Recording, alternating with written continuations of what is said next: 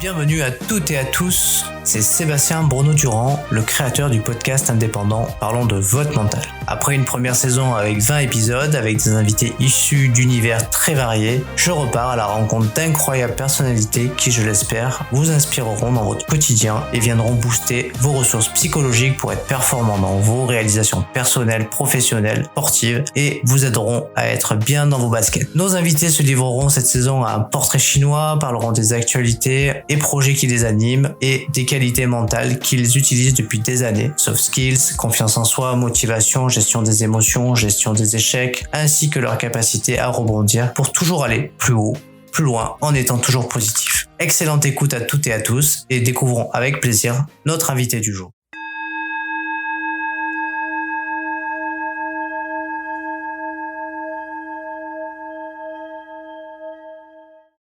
Bienvenue à toutes et à tous pour un nouvel épisode de Parlons de votre mental. Ce matin, je me déplace en Belgique, du côté de Bruxelles, si je ne me trompe pas, et j'ai la chance d'accueillir Antoine Boucaud, qui est créateur du magazine Enro et cofondateur de WeLink, une agence digitale. Salut Antoine. Salut Sébastien, merci de me recevoir. Bah écoute, je suis très content de te recevoir. Ça me fait toujours plaisir de traverser les frontières pour aller un petit peu échanger avec d'autres personnes qui vivent dans d'autres endroits avec parfois des cultures différentes. Et là, ça tombe bien. On n'est pas très loin, hein. La Belgique, c'est pas très loin, mais parfois, une petite frontière suffit pour que des différences soient quand même significatives d'un pays à un autre. Oui, c'est sûr, c'est sûr. Et content d'avoir commencé à échanger avec toi et de me retrouver ici sur ton podcast. Alors, Antoine, tu connais un peu le principe du podcast. Déjà, est-ce que tu pourrais brièvement juste te présenter un petit peu et puis après on enchaînera, on fera le petit portrait chinois qui viendra compléter ta présentation et après on parlera bien évidemment de ton mental, hein. Ça marche. Eh ben, du coup, moi, je m'appelle Antoine Boucaud, j'ai 23 ans. Je viens de finir un bac plus 3 en e-business. Et mon activité principale, je suis le cofondateur de l'agence digitale Wheeling. Et je suis, comme tu disais, le créateur du magazine Anro, donc qui a pour but de créer du coup des articles avec des personnes dont le travail m'inspire, peu importe le secteur. Et au niveau de l'agence digitale WeLink, on travaille avec des collaborateurs pour justement proposer des applications, des sites web, du community management. Donc voilà, c'est les deux activités sur lesquelles je passe le plus clair de mon temps. Ok, bon, écoute, c'est parfait. Alors, tu connais le principe du portrait chinois? Je crois que tu as écouté quand même pas mal d'épisodes avant de te lancer pour faire le tien. Donc, Oui, exactement. je crois que tu vas t'es rodé sur l'exercice. Donc, du coup, on attaque direct. C'est parti. Alors, si tu étais une couleur, laquelle serais-tu? Écoute, j'y ai réfléchi et je pense que je serai le noir. Euh, Pourquoi? Parce que c'est une couleur que je porte beaucoup déjà, une couleur qui représente les deux logos de mon agence et du magazine. Je trouve que ça a un côté assez classe et en même temps un peu sombre, on pourrait penser aussi. Mais c'est une couleur qui je pense me représente et colle avec ce que je fais et voilà. Ok, très bien pour le noir. Il y en a parfois qui disent que le blanc et le noir ne sont pas des couleurs, hein. Mais bon, Ouais. on accepte ta réponse quand même. Alors, si tu devais choisir un livre, quel livre choisirais-tu? Eh ben écoute, je t'avoue que j'y ai pensé, j'y ai réfléchi et malheureusement je ne lis pas assez. Donc je ne saurais pas te dire un livre qui m'a marqué plus que d'autres. J'aimerais commencer à lire plus, à m'intéresser à la lecture, à la littérature, à certains livres de développement, mais je prends pas encore assez le temps, donc je ne saurais pas te dire. Bon, il faut que je te conseille des livres alors. Ouais, ça serait bien ça. Bon, comme le podcast c'est un lieu de rencontre la plupart du temps, je te propose de lire le livre La rencontre de Charles Pépin. Ok, je vais regarder ça, Voilà, super. un philosophe. Le livre est très intéressant sur la dynamique de la rencontre et comment, à travers la rencontre, on peut finalement grandir au fil des rencontres et se découvrir soi-même, en fait. Finalement, c'est un super. J'ai beaucoup aimé cet ouvrage. Ok, ça a l'air super intéressant. Si tu étais à un moment de la journée, lequel choisirais-tu? Le matin. Je pense que je serai le matin, peut-être même tôt le matin. Je suis pas quelqu'un du soir, de la nuit. J'aime bien le sentiment du lever du soleil, le fait d'avoir l'impression d'être seul, de recommencer une nouvelle journée, des nouvelles activités, de nouveaux projets, le renouveau un peu du lever du soleil, le début du matin, je dirais. Ok. Si tu étais une qualité, laquelle serais-tu? Je pense que ça serait l'empathie. Ça peut être un désavantage aussi chez moi, parce que j'ai trop d'empathie, justement. Mais je pense que ça me permet d'avoir une sorte de sensibilité vis-à-vis aussi des autres, vis-à-vis de moi, de mon travail. Et du coup, je pense que, ouais, je garderai l'empathie. Si tu étais un mot, quel mot serais-tu? Euh, Persévérance, je pense. Ouais, je pense que ça serait persévérance, le fait de même s'il y a des hauts et des bas, si on a un objectif et une envie au fond de soi, garder cette persévérance et ne pas lâcher. Très bien. Si tu étais un objet, quel objet serais-tu? Alors, ça va peut-être paraître bizarre, mais je dirais mon ordinateur. Parce que c'est avec lui, c'est avec cet ordinateur que j'ai créé le magazine, que je travaille pour WeLink, que je fais la plupart de mes projets, que je peux créer plein de choses, comme à l'époque, l'année passée, où j'avais fait beaucoup d'illustrations. C'était directement depuis mon ordinateur, donc ça me permet de faire plein de choses. Allez, une petite dernière. Allez. Tu devais partir vivre sur une nouvelle planète. Laquelle serait-elle? Je pense que je dirais la, la Lune. Ça paraît bizarre, mais je sais pas, la Lune m'intrigue. Euh, je sais pas, on y a déjà été, mais j'ai l'impression il y a un côté qui est proche, mais en même temps éloigné. Et je sais pas, c'est la couleur, l'aspect de la Lune qui m'attire. Ouais, je crois elle a toujours intrigué, on va dire toutes les civilisations, la Lune, hein. La Lune, le Soleil, ça a toujours été quelque chose de. Mais c'est vrai que la Lune, c'est. Voilà. Ok, ok, ok. Par contre, je savais pas que tu étais déjà allé sur la Lune. Non, non, mais je voulais dire certaines personnes y ont déjà été, mais Ok, ok, bah écoute, on apprend des choses tous les jours dans ce podcast. Ok, bah écoute, je te remercie pour ce petit portrait chinois qui était fort sympathique. Et bah du coup, on va commencer on va attaquer, on va parler de ton mental. On va commencer par ton parcours. Et tu peux nous en parler un petit peu, ton parcours?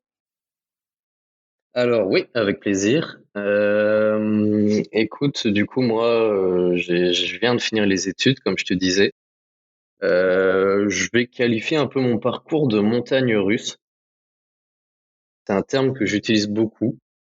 Il y a vraiment eu une succession de hauts et de bas qui font en même temps ce que je suis aujourd'hui et où j'en suis.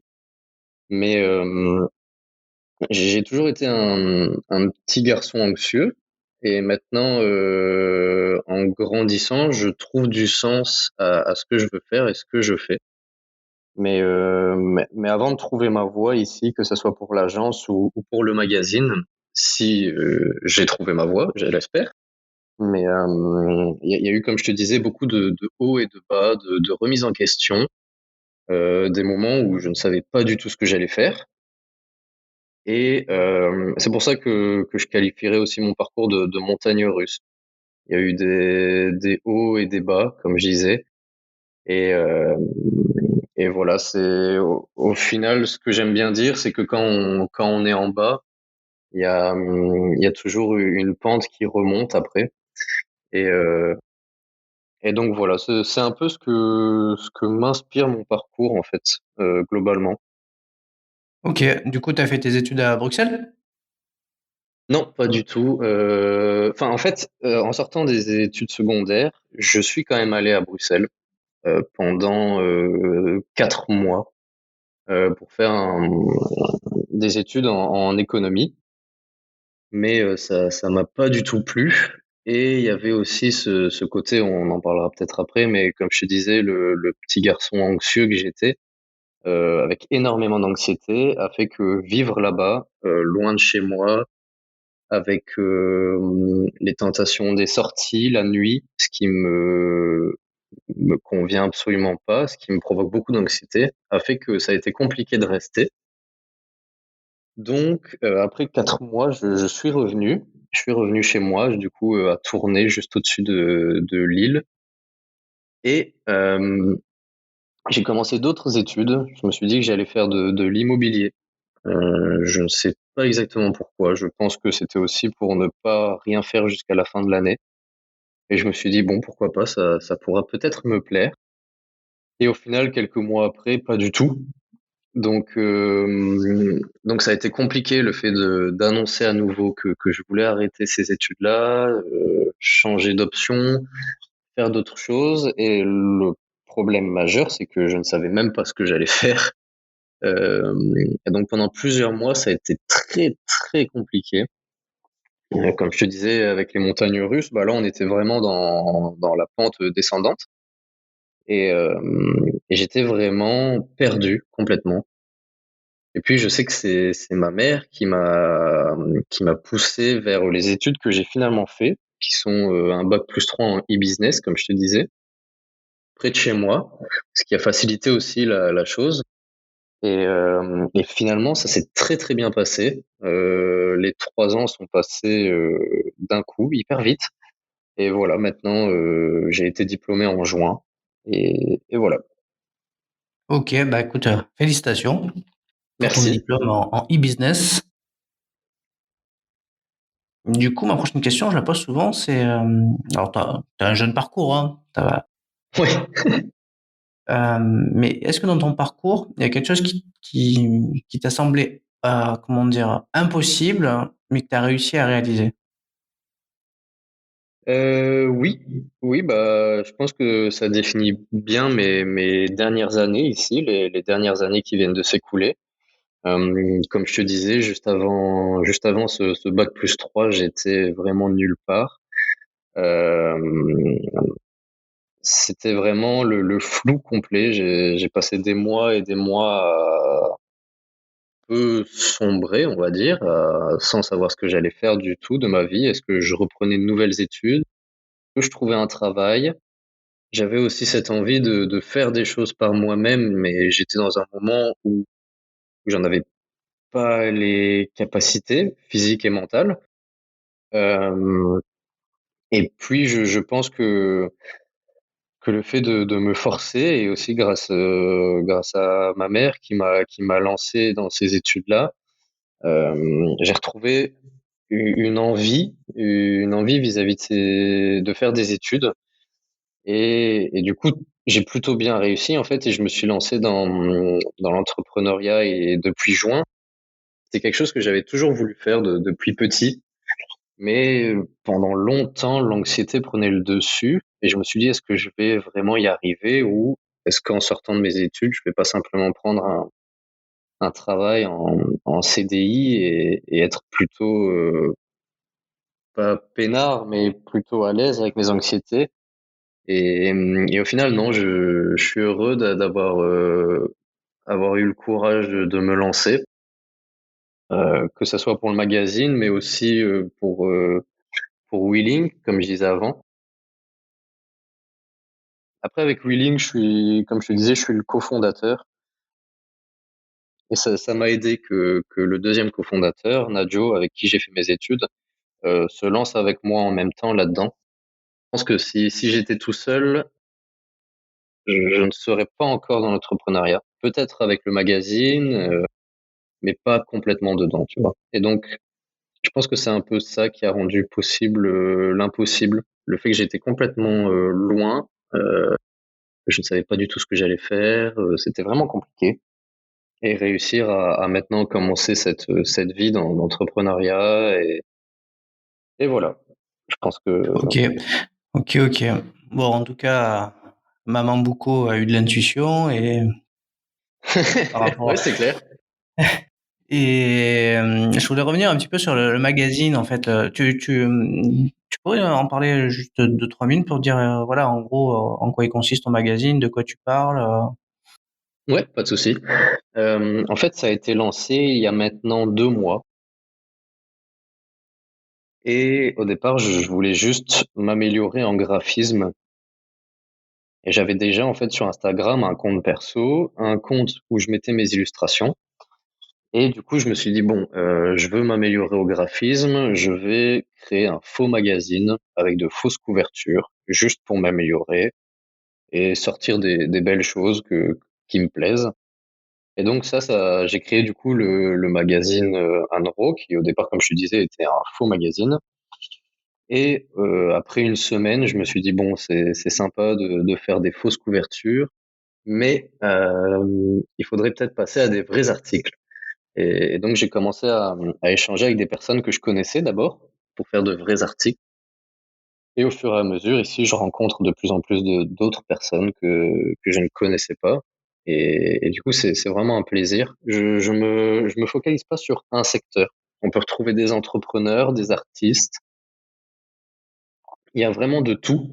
Et c'est ce qui me plaît, en fait, de pouvoir toucher à plusieurs choses, d'échanger avec plusieurs milieux.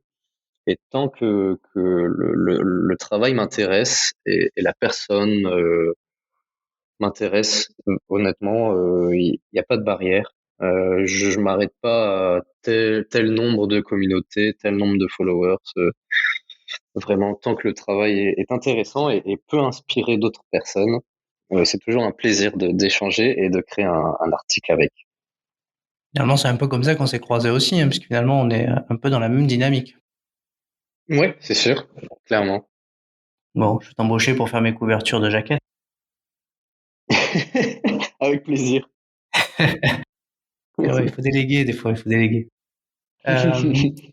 Ok, bah écoute, c'était bien sympa d'avoir un peu ce regard sur ton parcours et savoir d'où tu viens et tes inspirations. On va rentrer dans le vif du sujet, on va parler de ton mental.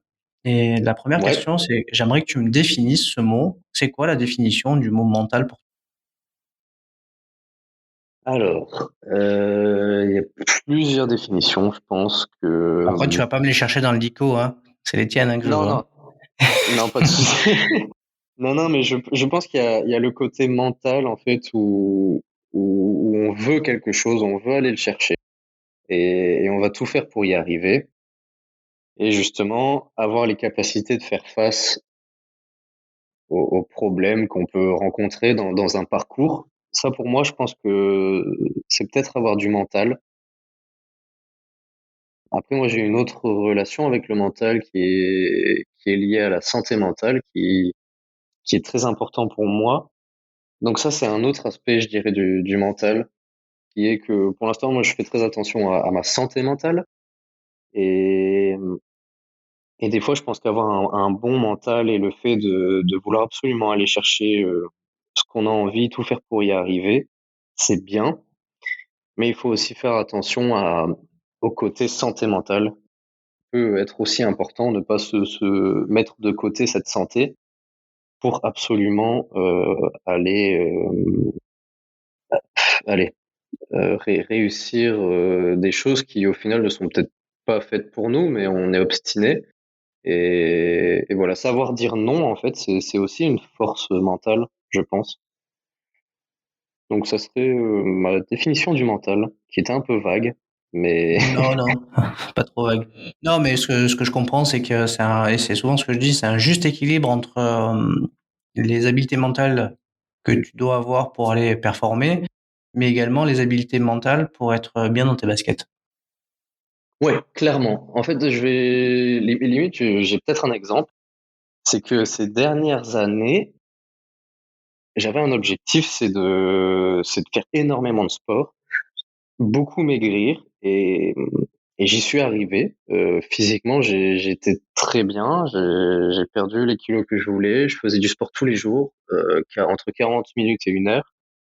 Mais la santé mentale n'était pas bonne du tout. Donc il y avait cette espèce de parallèle qui était assez bizarre, assez distincte. Et maintenant que j'ai beaucoup diminué le sport et que je fais plus attention à ma santé mentale, je me sens beaucoup mieux, que ce soit physiquement et mentalement, que ce soit dans mes projets, dans la vie. Donc c'est ça un peu que je disais, le fait de me forcer comme ça pendant 2 ans au niveau du sport, au niveau des restrictions alimentaires et tout ça, je veux dire que j'avais un bon mental là-dessus, mais la santé mentale ne l'était pas du tout. Donc, donc voilà. Ok, donc en fait, en gros, tu nous dis que tu utilisais du coup le sport comme un moyen, du coup, de travailler sur ton mental, mais aussi sur ton bien-être corporel pour être bien, quoi.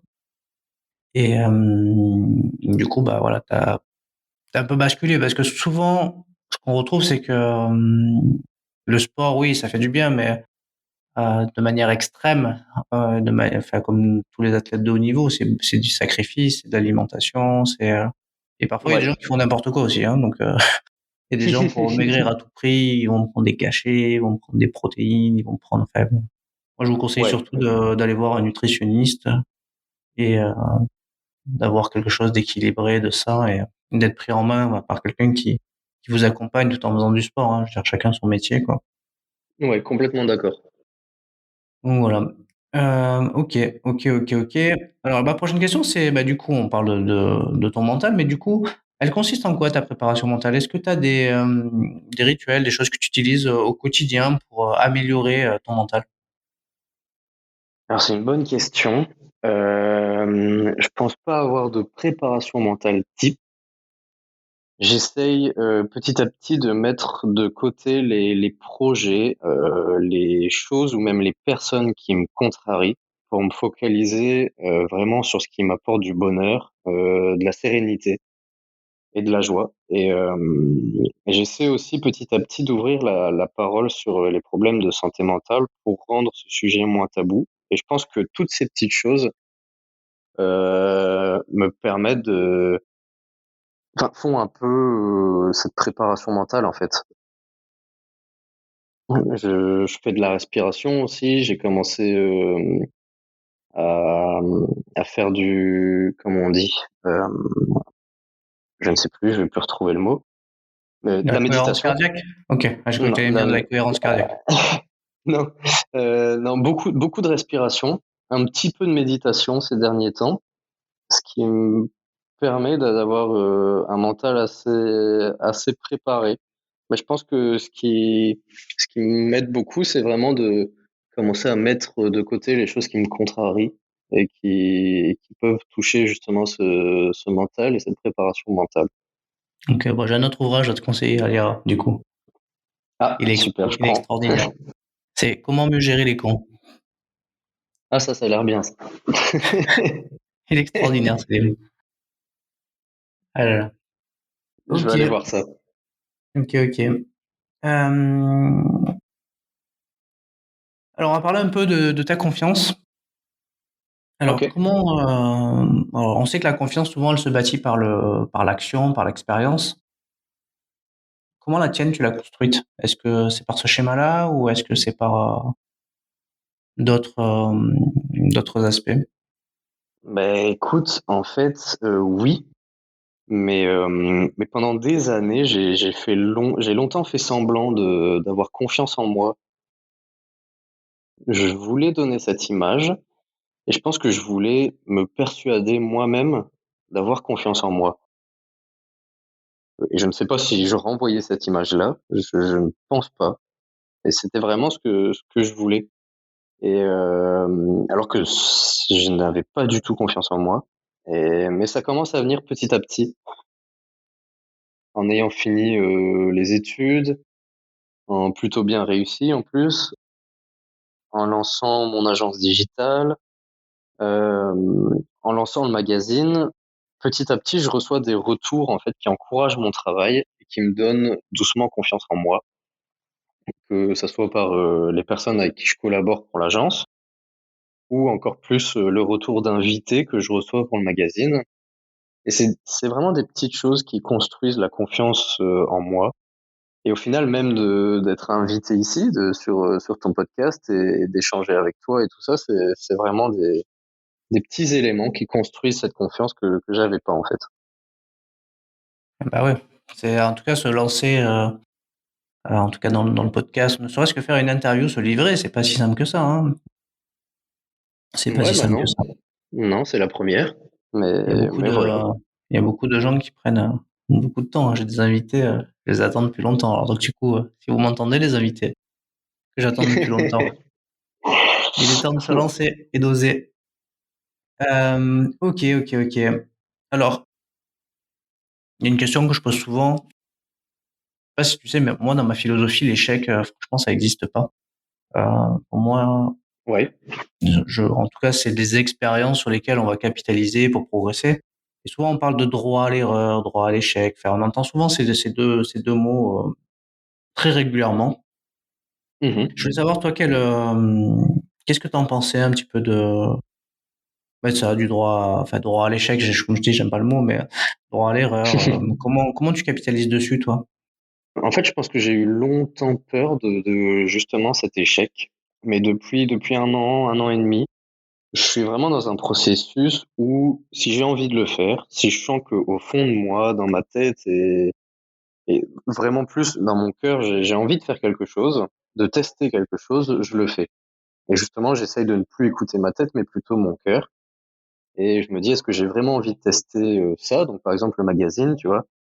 Alors oui, j'en ai envie, je fonce et je m'en fous si ça se transforme en échec, même si je considérerais pas ça non plus comme un échec.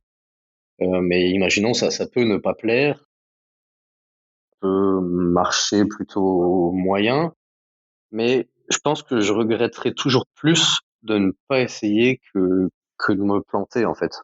Donc même si entre guillemets c'est un échec que je n'aime pas non plus le mot comme toi, ça m'apprendra des choses et je serai content de l'avoir fait, d'avoir travaillé dessus. Et comme je te dis, je regretterais de ne pas avoir essayé en fait.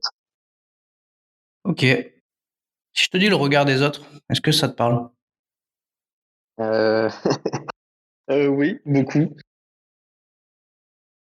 J'ai l'impression de revenir toujours à mon adolescence et à mon enfance, mais en même temps, c'était il y a pas si longtemps que ça.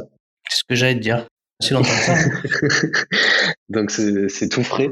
Mais oui, ça a été longtemps très important et ça m'a longtemps bloqué. Mais je pense que vraiment, comme je te disais, depuis un an et demi, je commence à réussir à m'en défaire. Je pense qu'il y a deux éléments qui font ça, c'est que je crois en mon travail, à ma créativité, ce qui fait que ce que je fais me plaît et je pense que ça peut plaire à d'autres personnes.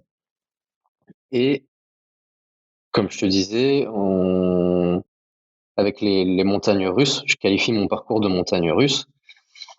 Et j'ai eu des moments très bas, très profonds. Et lorsqu'on y est et qu'on en sort, on n'a qu'une seule envie, c'est vraiment faire ce qu'on aime, peu importe la vie des autres, en fait. On le fait pour nous. Et si ça nous apporte à nous-mêmes de la joie et du bonheur, alors je pense que le regard des autres, on s'en détache assez facilement. Ok. De toute façon, c'est jamais très simple, le regard des autres, hein. Après, j'ai envie de te dire, on peut pas plaire à tout le monde, hein, donc autant faire ce qu'on a envie. Ouais, c'est sûr. On va parler un peu de tes motivations. Comment Ok. tu, comment tu t'y prends pour, en tout cas, arriver à te motiver par rapport à tes projets? C'est quoi ton process? Ben, je pense que je suis un grand rêveur. Et donc, comme mon cerveau et ma tête n'arrêtent pas de réfléchir du matin au soir, je visualise beaucoup, beaucoup de choses, beaucoup de rêves, d'objectifs, des choses que j'aimerais accomplir. Et le fait de visualiser toutes ces choses, ça me pousse à travailler et donner vraiment le meilleur de moi-même pour y arriver.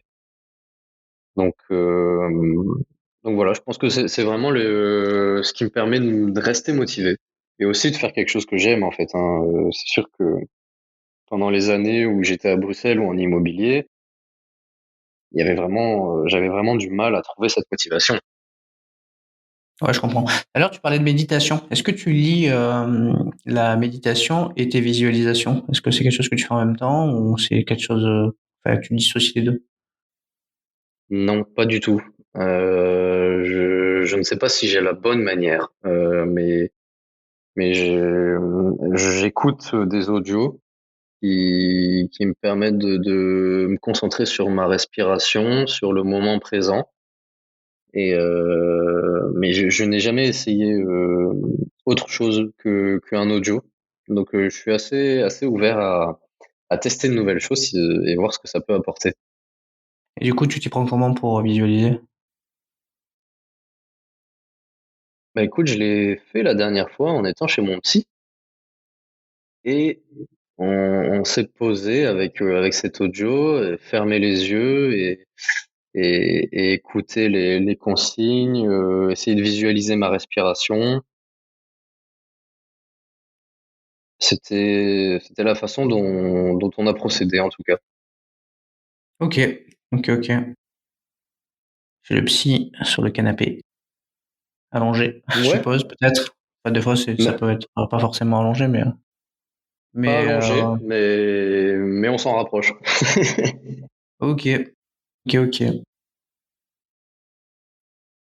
Est-ce que selon toi, il faut un plan pour réussir?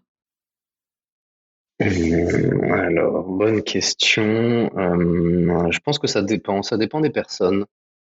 Il doit y avoir certaines personnes qui sont assez structurées avec un plan, des étapes, des objectifs. Euh, et je critique pas du tout ça, mais c'est pas mon truc personnellement. J'ai pas vraiment de plan précis. Comme je te disais, je réfléchis sans cesse. Je visualise des choses que j'aimerais accomplir, que ce soit par le magazine ou par l'agence. Et du coup, j'ai une vision globale du chemin vers lequel je veux y arriver. Mais après, je laisse vraiment place aux idées qui me viennent. Par exemple, je sais que je veux faire grandir le magazine, peut-être créer des articles de A à Z, parce que pour l'instant, on est vraiment que sur le contenu écrit. Et au niveau des photos, je pioche souvent sur les différents réseaux des invités. Ça serait vraiment sympa de réussir à faire des articles, comme je te disais, de A à Z, en prenant en compte la direction artistique, l'écriture, les photos et tout ça, et faire grandir ce magazine. Mais du coup, je visualise le chemin, mais je n'ai pas d'étape précise. Si je suis toujours ouvert à des idées qui peuvent apparaître de temps en temps et laisser place au naturel. Donc, euh, donc voilà. Bon, en tout cas, si tu veux me prendre comme journaliste, je peux te fournir les interviews des invités. Tu pourrais les intégrer à la rubrique santé mentale. Très intéressant ça. Ça, ça m'intéresse. Alors, on va parler un peu des émotions. Ouais. Est-ce qu'il t'est déjà arrivé d'avoir à gérer de la pression, du stress? Alors, pas forcément un stress positif, mais un stress, tu sais, le stress qui te plombe bien, là, qui t'empêche parfois d'agir. Est-ce que tu as déjà eu à gérer ce genre de choses? Oui, beaucoup. Pas dans le travail, pas encore dans le travail, mais dans la vie de tous les jours. depuis que je suis né, je fais énormément d'anxiété et même d'hypersensibilité. Donc, le stress, je vis quotidiennement avec. Mais, ici, comme je te disais, je remonte une certaine pente, les fameuses montagnes russes, et je m'impose un certain rythme de «convalescence» entre guillemets, où j'essaie petit à petit de m'exposer à mes angoisses pour essayer de les vaincre et après de passer à l'étape suivante qui est une angoisse peut-être un peu plus forte, un stress plus gros et essayer de le vaincre et de petit à petit monter cette échelle en fait. Mais je sais qu'il y a certaines choses, qui sont trop grosses pour le processus que je suis en train de m'imposer et pour l'instant, j'essaye en fait enfin en fait, c'est même pas que j'essaye, j'y arrive pas et ça me bloque complètement et donc ces choses-là, je les laisse de côté pour les mettre plus haut dans l'échelle, plus tard et essayer de les vaincre plus plus tard et justement, j'ai peur que ça risque de provoquer une rechute. Donc il y a effectivement, pour répondre à ta question concrètement, il y a beaucoup de stress. Il y a beaucoup de stress qui me bloque aussi et c'est pas forcément des choses qui peuvent être, liées au danger. Comme je te disais, le fait de la nuit, moi, m'angoisse énormément. Le fait de sortir le soir, qui sont des choses que plein de gens adorent et je le comprends tout à fait, mais moi, me provoque une certaine angoisse et donc j'essaye, justement de petit à petit, m'exposer pour vaincre, tout ce stress. Ok, donc en fait, si j'ai bien compris, tu te concentres sur les choses qui sont de ta maîtrise et les éléments que tu n'arrives pas encore à maîtriser, finalement, tu les switches un peu, tu les mets de côté, comme ça t'évite de trop mettre d'énergie dessus. C'est bien ça? Ouais, ouais, mais, en fait, je suis assez content parce qu'il y a un moment donné où même sortir de chez moi, c'était compliqué, c'était un stress et ça me bloquait. Donc tout ce qui provoquait du stress et de l'anxiété, je refusais et je ne faisais plus rien, en fait. Donc ici, le fait de petit à petit m'exposer, ressortir le soir, aller vers l'inconnu parce que c'est aussi l'inconnu qui me fait beaucoup peur. Bah, ça me permet petit à petit de m'améliorer, de m'exposer, de vaincre certains stress et de me dire: «Tu vois, là, ça s'est très bien passé. Il y a pas de raison que ça se passe mal la deuxième fois» et pourquoi pas après augmenter le niveau de stress et le vaincre. Donc ouais, c'est comme tu disais, c'est ça. Ok, ok. Bon, on arrive bientôt sur la fin de l'épisode, hein. Je voulais te poser encore une ou deux questions. Est-ce que tu as des astuces pour, comme tu fais pas mal de visuels et que tu travailles beaucoup sur ton ordi, pour optimiser ta concentration? Je beaucoup de musique. Je mets pas mal de musique, dans mes écouteurs, plutôt calme et ça me plonge justement dans une sorte de monde parallèle où je suis complètement concentré sur mon travail et je vois pas le temps passer. Et je pense que quelque chose qui est aussi important, c'est que je travaille sur quelque chose que j'aime, des projets que j'ai envie de faire. C'est mes propres projets. Donc ça fait que ma concentration est plus facilement là et plus facilement présente que, par exemple, quand j'étais aux études où c'était plus compliqué d'être complètement dedans, même avec la musique. Mais c'est plutôt mon processus, c'est de travailler sur des choses qui me plaisent et un fond de musique pour vraiment rester concentré. Ok, et une petite dernière, hein, avant de conclure. Est-ce que, selon toi, il ne faut rien lâcher pour avoir une force mentale? Je je ne pense pas. Je pense qu'au contraire, savoir dire non et lâcher, c'est aussi, une grande force mentale. Lorsqu'on on est persuadé de faire les bonnes choses et vraiment d'aller vers le bon chemin, vers ce qu'on a envie de faire, alors oui, je pense qu'il faut vraiment rien lâcher. Mais il y a un moment où si au contraire, soit on n'est pas sur le bon chemin, on se force à faire des choses, ou même que le bon chemin nous amène des contrariétés qui sont peut-être trop grandes, je pense que savoir dire non, c'est aussi une force mentale. C'est aussi un parce que je trouve que c'est pas facile de dire non et de lâcher, que ça soit un projet, que ça soit, je sais pas, une situation quelconque. Il faut une certaine force mentale pour savoir dire non et se retirer de ça. Ok, ok. Bah écoute, merci beaucoup Antoine pour toutes ces réponses hyper instructives et qui ont amené beaucoup de réflexion et puis de ton apport aussi par rapport à comment tu gères un petit peu tout ça. Bah, écoute, L'épisode ouais. est terminé, mais il reste encore le mot de la fin. Le mot de la fin que je laisse la plupart du temps à mon invité. Et si tu as quelque chose qui te tient à cœur et que tu aimerais dire du coup aux auditeurs, écoute, tu as la parole. Ça peut être vraiment quelque chose qui te tient à cœur, ça peut être le soutien à une association, ça peut être quelque chose qui te tient à cœur dans le moment et que tu as envie de soutenir. Alors, bah, d'abord, je voulais te remercier de m'avoir accueilli ici. Comme je te disais, c'est la première fois que je fais ça et c'est vraiment, vraiment plaisant et surtout faire ça avec toi. C'est vraiment un plaisir en tout cas, donc merci beaucoup. Ce que je voudrais ajouter pour finir, je pense que c'est lié un peu à certains éléments de ce podcast, c'est ouvrir la parole sur la santé mentale.